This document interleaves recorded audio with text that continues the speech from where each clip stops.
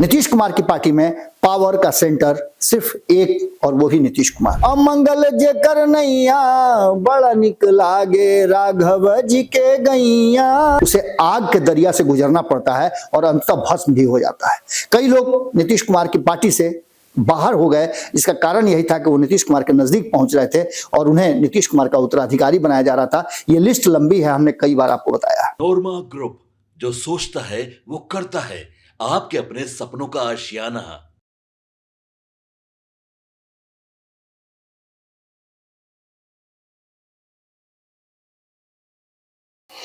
नमस्कार, भारत लाइव पर एक बार फिर से आपका बहुत बहुत स्वागत करते हैं। भीतर की बात शुरू करने से पहले आज मन में एक उद्गार है जिसे प्रकट करना चाहता हूं। और आज से 1 साल पहले आपको याद है कि रामलला का पदार्पण हुआ था। रामलला आए थे और उनके प्राण प्रतिष्ठा के साथ ही बहुत सारी बातें हुई थी। एक लंबे समय से चला आ रहा जो गतिरोध था, अवरोध था, वो सब समाप्त हुआ और देशवासियों में, चाहे वो किसी भी धर्म के हों, किसी भी मजहब के हों, सब में इस बात की खुशी थी कि जो रामलला का नियत स्थान था वहां उनकी स्थापना हो गई। उसी दरमियान मैंने कुछ लाइनें लिखी थी। मैं चाहता हूं कि आज मेरे उद्गार के रूप में आप लोगों को समर्पित करूं और रामलला के चरणों में भी ये समर्पित है कि इसमें मैंने लिखा था, बड़ा निक लागे राघव जी के गैया, बड़ा निक लागे रामलला अयोध्या जे कर गैया, रामलला अयोध्या जे कर गैया, बड़ा निक लागे राघव जी के गैया, बड़ा निक लागे जनक के लन शत्रुघ्न के भैया, भरत लखन शत्रुघ्न के भैया, बड़ा निक लागे राघव जी के गैया, बड़ा निक लागे सीता सुकुमारी लव कुश के रघुरैया, सीता सुकुमारी लव कुश के रघुरैया, बड़ा निक लागे राघव जी के गैया, बड़ा निक लागे पालत सृजता सृष्टि के रखवैया, पालत सृजता सृष्टि के रखवैया, बड़ा निक लागे राघव जी के गैया, बड़ा निक लागे कृपा निधान धनुष के रखवैया, कृपा निधान धनुष के रखवैया, बड़ा निक लागे राघव जी के गैया, बड़ा निक लागे। अंतिम लाइन है कि मंगल भवन अमंगल जे कर नैया, मंगल भवन अमंगल जे कर नैया, बड़ा निक लागे राघव जी के गैया, बड़ा निक लागे। उम्मीद करते हैं कि आप लोगों को भी अच्छा लगा होगा और आप लोग भी खुशी मना रहे होंगे। चलिए हम अपने मूल काम पे आते हैं और ये मूल काम हमारा है कि आप तक वो भीतर की बात पहुंचाना जो लगातार चर्चा में भी है और इसकी चर्चा पिछले 12 घंटे में और ज्यादा प्रबल हो गई है, तीव्र हो गई है और इसके पीछे की कहानी क्या है वो भी आपको बताते हैं। अचानक से नीतीश कुमार जी दिल्ली जाने वाले हैं, ये खबर हमने आपको बताई थी। नीतीश कुमार जी दिल्ली जाएंगे, दिल्ली में उनका 2 दिन 3 दिन का प्रवास है, ये सारी बातें हमने आपसे कही थी। लेकिन अब इस लेकिन को यही छोड़ करके आगे बढ़ते हैं। नीतीश कुमार लगातार 2025 की तैयारी और प्रगति यात्रा, हमने आपको बताया था कि प्रगति यात्रा समाप्त करने के बाद नीतीश कुमार दिल्ली जाएंगे। दिल्ली में चुनाव भी चल रहे हैं और साथ साथ नीतीश कुमार को वो फैसले भी करने हैं जिसको लेकर के नीतीश कुमार लगातार 2025 के चुनाव की तैयारियों को लेकर के, जिन्हें मुखिया या फिर कहा जाए कि उनको लीडर बनाया जा रहा है, तो उन्हें कैसे बिहार में एनडीए गठबंधन को अधिक से अधिक सीटें जितानी है, इसके लिए प्लान बनाना है। और ये तब संभव है जब एनडीए के घटक दल के साथ बैठे। लेकिन इससे बड़ी बात, जिस बात पर जाकर के पूरा का पूरा बिहार की राजनीति अटक गया है, वो ऐसी सुई है 12 पर आकर के अटक गई है कि न यहां से इधर जा रही है न इधर जा रही है। यानी कि पूरा का पूरा बिहार और बिहार की राजनीति एक सवाल पर अटक गई है कि नीतीश कुमार का उत्तराधिकारी कौन होगा। तेजस्वी यादव, जिसको आपको याद होगा कि 2022 में जब साथ आए थे तो नीतीश कुमार ने यह कहा था कि हमारे बाद तो अभी इन्हीं लोगों को देखना है, दूसरी तरफ पिछले 20 सालों से भारतीय जनता पार्टी नीतीश कुमार के पीछे पीछे हाथ बांध करके चल रही है कि आज नहीं तो कल कभी तो नीतीश कुमार झोला थमा देंगे, कभी तो नीतीश कुमार को दया आ जाएगी, या कभी तो नीतीश कुमार थक जाएंगे और कहेंगे कि अब आप चलाइए। लेकिन इस बीच एक बड़ी खबर, आपको याद होगा कि सबसे पहले खबर इसी प्लेटफॉर्म पे भारत लाइव पे मैंने इस बात खबर को रखा था आपके सामने कि नीतीश कुमार यदि ये सोचते हैं कि वो अपना उत्तराधिकारी किसी और को बना ले, इससे पहले एक और बात आपको मैंने बताई थी, वो भी मैं बता रहा हूं। लेकिन सबसे पहले मैंने बताया था कि नीतीश कुमार का उत्तराधिकारी, जनता दल यूनाइटेड का उत्तराधिकारी नीतीश कुमार का कोई अपना होगा, तभी जनता दल यूनाइटेड को बचाया जा सकता है। क्योंकि जनता दल यूनाइटेड में सेकंड लाइन का लीडरशिप पैदा नहीं हुआ है, और जिस दल में, जिस संगठन में, जिस गठबंधन में सेकंड लाइन का लीडरशिप नहीं होता है, वो गठबंधन या फिर उनके परिवार का कोई सदस्य नहीं होता है, जिससे कि लोग सेंटिमेंटल जुड़ करके नहीं रहते हैं, सेंटिमेंटली जुड़ते नहीं हैं, वैसे दल का समापन हो जाता है। कई दलों को आपने देखा होगा समाप्त होते बिखरते हुए। जनता दल की यूनाइटेड की बात आप करते हैं, समता पार्टी के काल से ही अगर बात आप करते हैं तो आपको याद होना चाहिए कि कई बड़े लीडरान, जिसमें जॉर्ज फर्नांडिस से लेकर के और किसी का भी नाम आप ले लीजिए, उसके सेकंड लाइन के लीडरशिप में नीतीश कुमार खड़े थे, लालू प्रसाद खड़े थे और अन्य कई नेता खड़े थे। इसलिए इस पार्टी का अस्तित्व आज भी है, क्योंकि सेकंड लाइन के लीडरशिप के हाथ में ही पूरा पावर था। नीतीश कुमार की पार्टी में पावर का सेंटर सिर्फ एक, और वो ही नीतीश कुमार। नीतीश कुमार जो भी फैसला कर दें वो सबको मान्य होता है, लेकिन अगर कोई दूसरा फैसला करे तो दूसरे खेमे के लोग उस फैसले को कहीं ना कहीं निरस्त करने की हर वो कोशिश कर देते हैं, या फिर नीतीश के नजदीक जो जाता है उसे आग के दरिया से गुजरना पड़ता है और अंततः भस्म भी हो जाता है। कई लोग नीतीश कुमार की पार्टी से बाहर हो गए, जिसका कारण यही था कि वो नीतीश कुमार के नजदीक पहुंच रहे थे और उन्हें नीतीश कुमार का उत्तराधिकारी बनाया जा रहा था। ये लिस्ट लंबी है, हमने कई बार आपको बताया। अब जो सबसे बड़ी बात सामने आ रही है वो ये कि आपको याद होना चाहिए कि नीतीश कुमार जब दूसरे खेमे में गए थे, यानी कि उन्होंने महागठबंधन छोड़ करके जब एनडीए में आए, और एनडीए छोड़ करके जब 2022 में महागठबंधन में गए थे, तब से लेकर के अब तक 28 जुलाई 2024 का वो दिन याद कीजिएगा, 28 जुलाई 2024 का दिन जब सब कुछ हो गया था, फैसले आ गए थे, केंद्र में सरकार बन गई थी और पहली बार नीतीश कुमार के पुत्र नजर आए थे। हमारे यहाँ सीनियर रिपोर्टर हैं सागर कुमार ने उनसे एक इंटरव्यू लिया था जिसमें उन्होंने अध्यात्म की बात की थी, भजन कीर्तन की बात की थी, लेकिन उसके ठीक 8-9 महीने के बाद एक और बयान आता है और नीतीश कुमार के पुत्र निशांत ये कहते हैं कि हमारे पिताजी को, उनकी पार्टी को वोट दीजिए, बहुत अच्छा काम कर रहे हैं, इसको यहीं छोड़ के हम जाते हैं, आगे आप बढ़िएगा। जैसे ही ये सारी प्रक्रिया शुरू हो जाती है, इस प्रक्रिया के बाद लगातार आपने देखा होगा कि कहीं ना कहीं ये पूरी की पूरी कहानी एक तरफ शिफ्ट होती हुई दिखाई दे रही है। और इस कहानी में एक पात्र जो आपको नजर आया होगा वो साफ साफ ये बता रहा है कि कहीं ना कहीं नीतीश कुमार के उत्तराधिकारी की चर्चा पूरी तरह से शुरू हो चुकी है। कौन होगा नीतीश कुमार का उत्तराधिकारी, इस बात को लेकर के अब युद्ध की स्थिति आ गई है। जनता दल यूनाइटेड के भीतर से अब ये सवाल खड़े होने लगे हैं कि आखिर नीतीश कुमार का उत्तराधिकारी कौन होगा, नीतीश कुमार के उत्तराधिकारी के लिए सबसे उपयुक्त व्यक्ति कौन होगा। इस बात को लेकर के भी मंथन और चर्चा चल ही रहा था कि कई लोग नीतीश कुमार के करीब तो हैं, लेकिन उन्हें आप अधिकार नहीं दे सकते हैं।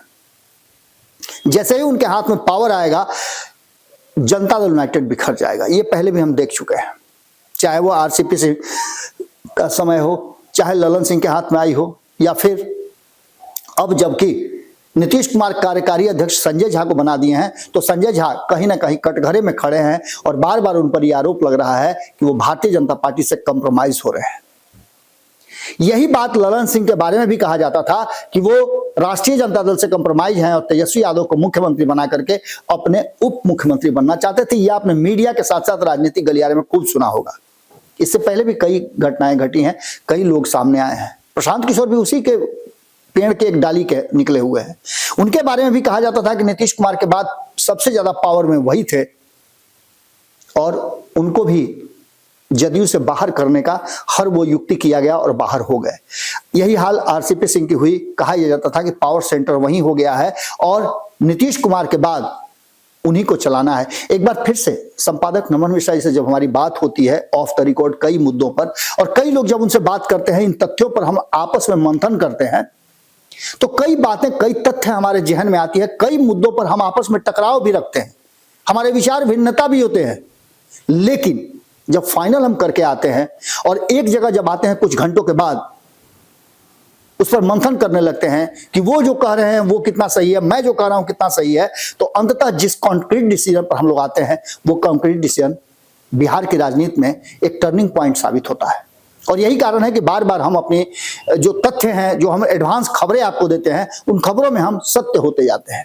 इस मुद्दे पर भी नीतीश कुमार के उत्तराधिकारी और निशांत को उत्तराधिकारी बनाए जाने पर हम पूरी तरह से अभी तक सच होते जा रहे हैं।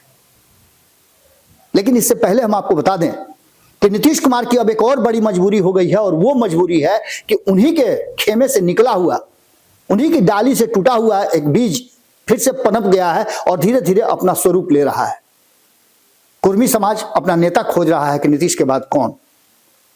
किसी और को स्वीकार करने के लिए तैयार नहीं है। अगर नीतीश कुमार है तो ठीक है, या फिर नीतीश कुमार ने जिसे पनपाया, जिसे बढ़ाया है, वो स्वीकार हो जाएगा। और इस कड़ी में आरसीपी सिंह ने अपनी पार्टी बना करके कहीं ना कहीं धीरे धीरे ही सही, लेकिन नीतीश कुमार के रास्ते चलना शुरू कर दिया है। और 2025 के चुनाव में अगर थोड़ा भी डैमेज कर दिए तो इस बात का कभी भी दंश नीतीश कुमार को झेलना पड़ सकता है और इसका खामियाजा भी भुगतना पड़ सकता है। ऐसी स्थिति में 2025 के चुनाव से पहले 3-4 बातें बड़ी महत्वपूर्ण है। पहली बात यह कि नीतीश कुमार जैसे ही अपने पुत्र को उत्तराधिकारी बताएंगे, वैसे ही नीतीश कुमार को लेकर के कई सवाल खड़े हो जाएंगे। उनके समाजवाद पर क्वेश्चन खड़ा किया जाएगा, जिसकी चर्चा हमारे यहाँ चैनल पे हो चुका है। पंचनामा में आपने देखा होगा कि सबसे बड़े समाजवादी नेता, जीवित समाजवादियों में अगर नीतीश कुमार को कहते हैं तो उससे भी बड़े समाजवादी नेता नीतीश कुमार के, कहा जाए तो बड़े भाई के रूप में अब तक अपनी इस बिहार की राजनीति में, देश की राजनीति में भूमिका निभाने वाले वशिष्ठ नारायण सिंह आज भी जीवित हैं। आपने 3 दिन पहले देखा होगा जब महाराणा प्रताप की पुण्यतिथि के अवसर पर कार्यक्रम आयोजित किया जा रहा था संजय सिंह के यहाँ, उस कार्यक्रम में वो पहुंचे थे। और स्वस्थ होने के बावजूद आपने देखा होगा कि किस तरह से नीतीश कुमार ने उनका सपोर्ट किया, उनका हाथ पकड़ करके उनको आगे लेकर के चल रहे थे। ये बात दर्शाती है कि जो प्रशांत ने हमारे चैनल पे कहा है, मैं इस बात की भी गारंटी देता हूं कि नीतीश कुमार को यह खबर पहुंचाई गई है कि भारत लाइव पे इस तरह की खबर चल रही है। यह खबर संपादक नमन मिश्रा जी ने कहा है, जो बार बार नीतीश कुमार को लेकर के कई रिसर्च, कई बातें, कई तथ्य सत्य साबित कर चुके हैं। और इस बात को लेकर के आपको बता दें कि कहीं ना कहीं अब दबाव नीतीश कुमार पर बढ़ता जा रहा है, निशांत को राजनीति में सक्रिय एंट्री कराने की। हम इस बात की चर्चा आज लेकर के क्यों बैठे हैं कि नीतीश कुमार दिल्ली जाने का कार्यक्रम था और उस कार्यक्रम पर जदयू का एक बड़ा बयान आ गया है। आपने भारत लाइव में खबरों में देखा जरूर होगा, लेकिन उस खबर के पीछे का तथ्य जो है वो बताने के लिए हम आपके सामने आए हैं। जिस तरह से नीतीश कुमार के पुत्र निशांत को लेकर के राजनीति में एंट्री कराने पर सबसे करीबी व्यक्ति ने बयान दिया है, एक निजी चैनल के साथ बातचीत करते हुए उन्होंने अपनी जो इच्छा है, या फिर कहा जाए कि प्लानिंग क्या है, वो एक तरह से समझिए तो वो उन्होंने उजागर कर दिया है। नीतीश कुमार जैसे ही अपने पुत्र को आगे लेकर के आएंगे तो सबसे पहला झटका अगर किसी को लगेगा तो वह है तेजस्वी यादव, क्योंकि स्वाभाविक रूप से तेजस्वी यादव नीतीश कुमार का अपना उत्तराधिकारी मान रहे थे। तेजस्वी यादव को, लालू प्रसाद को ऐसा लगता है कि लालू प्रसाद से नीतीश कुमार ने हस्तांतरित किया सत्ता और नीतीश कुमार से तेजस्वी यादव सत्ता हस्तांतरित करेंगे। इस बीच में एक नया समीकरण गढ़ा जा रहा है। तो दूसरी तरफ आप देख लीजिए, भारतीय जनता पार्टी जो लंबे समय से इंतजार कर रही है, वो भी नहीं चाहती है कि नीतीश कुमार किसी और को उत्तराधिकारी बना दें, अपनी जगह पर बैठा दें और भारतीय जनता पार्टी का सपना चकनाचूर हो जाए। अब इस पूरी स्थिति को लेकर के निशांत की एंट्री लगभग अवश्यंभावी हो गई है। और जो बातें प्रशांत ने, वशिष्ठ नारायण सिंह के पुत्र ने हमारे ही चैनल पे ये बात ऑथेंटिक रूप से कहा था कि विदाउट नीतीश जेडीयू इज 0, शून्य। अब इस बात को लेकर के भी चर्चाएं शुरू हो गई हैं और आपने देखा भी होगा कि जब जब दिल्ली में अमित शाह के साथ जनता दल यूनाइटेड के नेताओं की बात होती है, बैठक होती है, तो एक नई बात सामने आ जाती है और वो बात पटना तक होते हुए आती है कि कहीं ऐसा तो नहीं कि कंप्रोमाइज हो गए हैं सब। नीतीश कुमार को इतना आसान नहीं है, हलवा नहीं है कि मुंह में रखिएगा और फिर सीधे भीतर चला जाएगा। नीतीश कुमार को चबाने में बड़ी कष्ट होगी और यह बात भारतीय जनता पार्टी अच्छी तरह से जानती है, क्योंकि 20 साल से जब जब नीतीश कुमार के सामने भारतीय जनता पार्टी ने थोड़ा सा स्क्रूटाइज करने का कोशिश किया है, नीतीश ने पूरा गेम ही पलट दिया है। एक बार फिर से उसकी शुरुआत और सुबुगाहट हो चुकी है और किस तरह से प्लान बना करके नीतीश कुमार के पुत्र निशांत को मुख्य राजनीति में प्रवेश कराया जाएगा, उसका समय मुहूर्त कब होगा, यह सब कुछ लगभग फाइनल हो चुका है। आज से कुछ ही दिन पहले कल्याण बिघा अपने गांव में जिस तरह से स्वतंत्रता सेनानियों की श्रद्धांजलि लेने उनको गए हुए थे, नीतीश कुमार और निशांत वहां मौजूद थे, मीडिया से उन्होंने जिस फ्रेंडली अंदाज में बातचीत किया है और जिस अंदाज में बात किया है, वो साफ बताता है कि प्रशांत ने खुद को धीरे धीरे करके तैयार करना शुरू कर दिया है। नीतीश कुमार के सबसे करीबियों में से, सबसे ज्यादा करीबियों में से अगर कोई शख्स है तो वो है श्रवण कुमार। श्रवण कुमार सबसे भरोसेमंद नीतीश कुमार के सिपाही है या सेनापति हैं। उन्होंने जब मीडिया ने उनसे पूछा तो उन्होंने साफ कह दिया कि अगर आते हैं निशांत राजनीति में तो ये बेहतर होगा, क्योंकि समर्पित लोगों को, संवेदनशील लोगों को, सक्रिय लोगों को, शिक्षित लोगों को राजनीति में आना चाहिए। इससे लोकतंत्र मजबूत होता है, समाज में बदलाव होता है और एक नई सोच के साथ आगे बढ़ते हैं। अब इससे बड़ी बात कोई नहीं कह सकता है। एक तरफ प्रशांत के उस बयान के बाद नीतीश कुमार और वशिष्ठ नारायण सिंह का आत्मीयता का और बढ़ना, नीतीश कुमार को भरोसा होना और नीतीश कुमार को यह एहसास दिलाना कि बिना निशांत के जदयू को जीवित नहीं रखा जा सकता है, उसे मजबूत नहीं रखा जा सकता है, एकजुट नहीं रखा जा सकता है। और अगर नीतीश इस पर तैयार हो गए हैं तो निश्चित रूप से यह झटका उन सभी लोगों के लिए होगा जो नीतीश कुमार का इंतजार कर रहे थे कि 2025 के बाद नीतीश कुमार से सत्ता छीन लेंगे, हस्तांतरित करा लेंगे या स्वतः वो दे देंगे। अभी सारी संभावनाओं पर ब्रेक लगता हुआ दिखाई दे रहा है और इसके कारण आपको हम बता दें कि 2015 से लेकर के अब तक नीतीश कुमार ने दूसरे को ही राजनीति में स्थापित कराया है। यह पहला ऐसा अवसर होगा जब नीतीश कुमार खुद के बेटा के लिए कुछ करेंगे। प्रशांत ने ठीक ही कहा था कि समाजवाद का मतलब यह होता है कि समाज में एक बदलाव और समाज को जिससे फायदा हो उस धारा को लेकर के आगे चलना।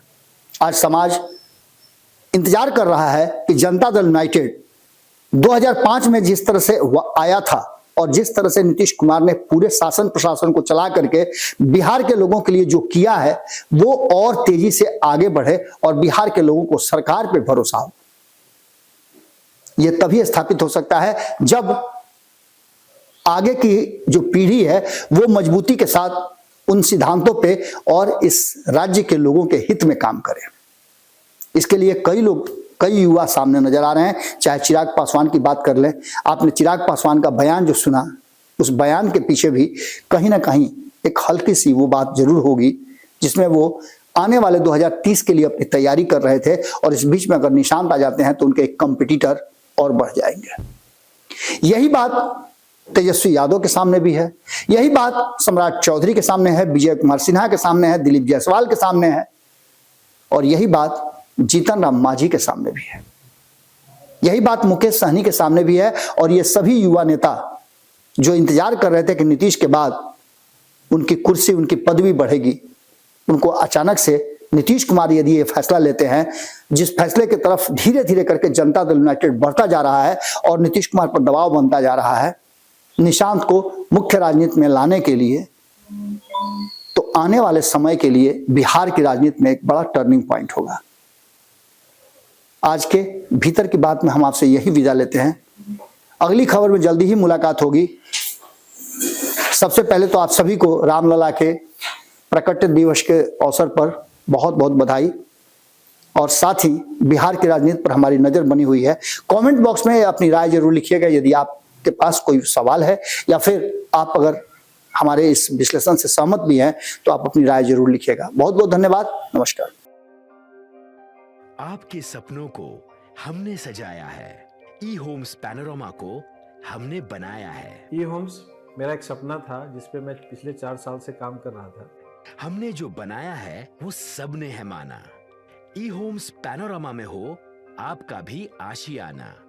और फाइनली हमने 2021 में इस प्रोजेक्ट को लॉन्च किया। बहुत लोग अप्रिशिएट कर रहे हैं कि पूर्णिया जैसे शहर में, बिहार के, एक तो बिहार की बात करें उसमें भी पूर्णिया जैसे छोटे जगह में इस तरह का लाइफस्टाइल देना, ये सुन के हम लोगों को बहुत अच्छा लगता है।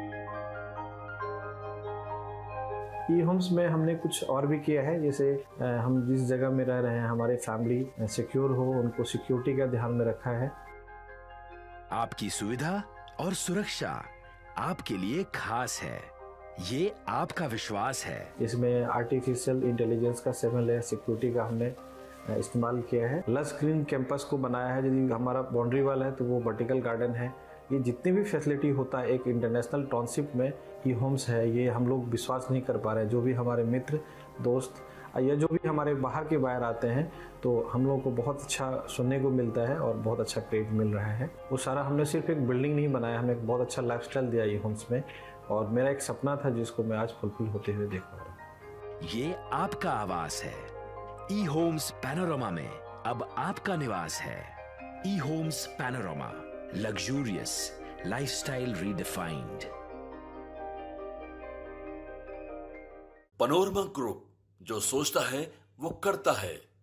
अगर ये वीडियो पसंद आई और वह बिहार के राजनीति और बिहारियत से सरोकार रखेनी तो सब्सक्राइब बटन दबा के चैनल के सब्सक्राइब कर ली। ओजे एगो घंटी बा, ओकरा बटन दबा देला से कुल सटीक और मारक खबर रुआ मुफ्त में मिल जाई। अगर रुआ पत्रकारिता के हमनी के नया प्रयोग में सहयोग कर चाहतानी तो ज्वाइन बटन दबा दी। पेटीएम नंबर नोट कर ली 9386 816